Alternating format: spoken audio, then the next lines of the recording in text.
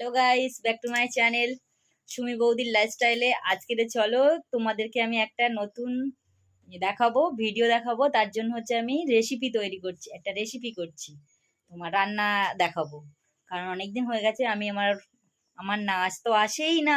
যাই হোক, তোমরা দেখে কেউ ভালো লাগছে না তোমাদের, তার জন্য আজকে একটা আমি ভিডিও বানাচ্ছি, রান্নার ভিডিও। তো দেখতে থাকো বন্ধুরা। দেখো, আলু ছোট ছোট করে কেটে নিয়েছি, এই কারি পাতা নিয়েছি, আর এই বাদাম, আর এই শুকনো লঙ্কা, এই দিয়ে আজকে আমি একটা স্যালাড বানাবো। কারণ যেহেতু আজকে আমার একাদশী রয়েছে, তাই আমি আজকে একাদশীর নিরামিষ টিফিন বানাচ্ছি। তো দেখতে থাকুন বন্ধুরা। তো বাদাম স্যালাড করার জন্য আলুটা আমি প্রথমে সেদ্ধ করে নিচ্ছি, আর এপাশে আমি কড়াটা ধরিয়ে দিচ্ছি, দিয়ে এবার আমি বাদামটা ভেজে নেব। তো তেলটা আমার গরম হয়ে গেছে, এইটা দেখুন, দেখতে থাকুন। বাদামটা আমি দিয়ে দিচ্ছি।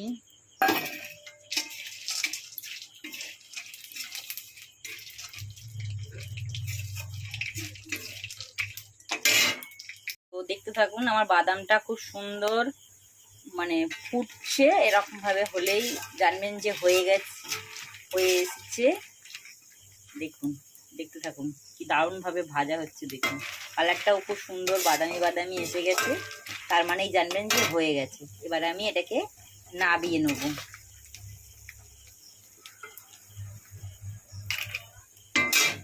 তেলের উপরে আমি এবার কারি পাতাটা দিয়ে দেবো। বাবা, একটু দূরের থেকে দেবেন, কারণ ভীষণ ফাটতে পারে, খুব তো বন্ধুরা খেয়াল রাখবেন যেন পাতাটা একটু মুচমুচে ভাজা হয়, তাহলে খেতে ভালো লাগবে, খেতেও ভালো লাগবে, গন্ধটাও হবে খুব সুন্দর। তবে বন্ধুরা, এই রেসিপিটা হচ্ছে সব থেকে ভালো হচ্ছে মানে উপোসের জন্য, পুজো আচ্ছি করার পরের দিন, মানে পরে পুজো আচ্ছির দিন কিংবা আপনার একাদশীর দিন তো ভীষণই ভালো মানে রেসিপি এটা। যে একদমই কোনো রকম কোনো কিছুই নেই, ছোঁয়াচে কোনো কিচ্ছু, খুব সুন্দর। এটাকে একাদশীর দিন খেতে পারবেন, মানে একাদশী করে একদম মাস্ট এই রেসিপিটা খাওয়া আপনাদের সবার জন্য। তারপরে হচ্ছে এরকমভাবে শুকনো লঙ্কাটা ভেজে নেবেন, খুব টেস্ট হবে খেতে, এত সুন্দর খেতে টেস্ট হবে যে আপনারা সত্যি ভুলতে পারবেন না। তার মধ্যেই দেখুন আমার আলুটা সেদ্ধ হয়ে গেছে, এবার আমি এটাকে ছেঁকে নেব।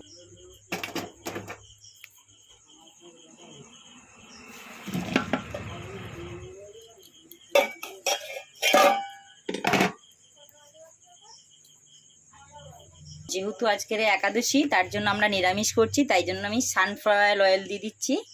আপনারা আর যে কোনো তেল দিতে পারেন, যে কোনো দিন করলে পুজোর। তো আমাদের তো আজকে একাদশী, তাই সূর্যমুখী তেল ছাড়া আর কিছু। আমি তেলটা গরম হতে দিয়েছি, তেলটা গরম হয়ে গেলে আমি এবার আলুটা দিয়ে নেবো। তো আলুটা তাহলে গরম হোক, তাহলে তেলটা গরম হয়ে গেছে বন্ধুরা। এবার আমি আলুটা দিয়ে নেবো।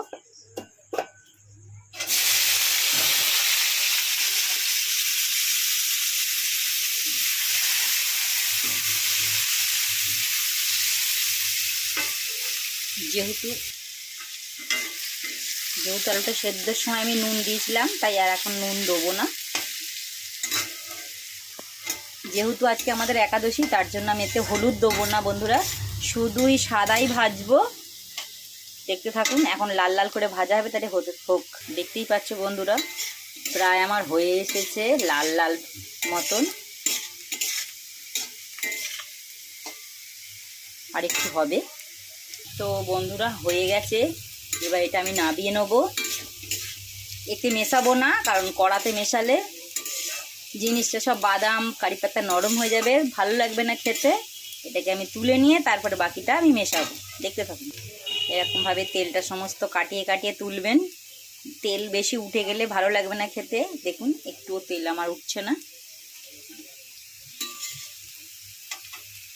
দেখুন, আমার থালায় তোলা হয়ে গেছে, জিনিসটা খুব ঝরঝরে হয়েছে। এবার আমি এটাকে সমস্ত কিছু মিশিয়ে, তো দেখতেই পাচ্ছেন আমি সমস্ত কিছু এবার উপকরণ মিশিয়ে নিচ্ছি।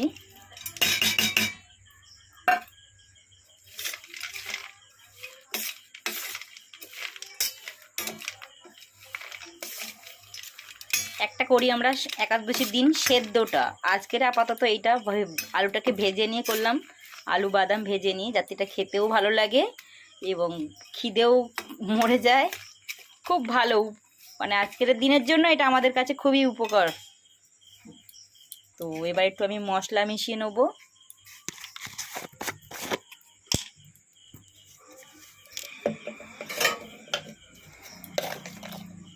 উপোস করলে খুব একটা মশলার জিনিস খাই না, তাই হালকা হালকা মশলা দেবো।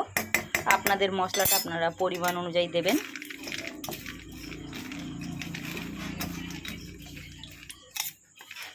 তো এই হচ্ছে আমাদের আজকে বাদাম স্যালাড রেডি।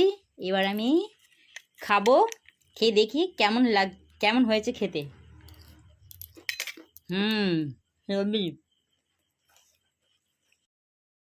বাদাম স্যালাডটা দারুণ হয়েছে খেতে। আপনাদের যদি ভালো লাগে বানিয়ে খাবেন, আর একটা লাইক কমেন্ট শেয়ার করবেন। এই বলেই আপনাদেরকে ধন্যবাদ জানাচ্ছি, রাখছি, টাটা, বাই বাই।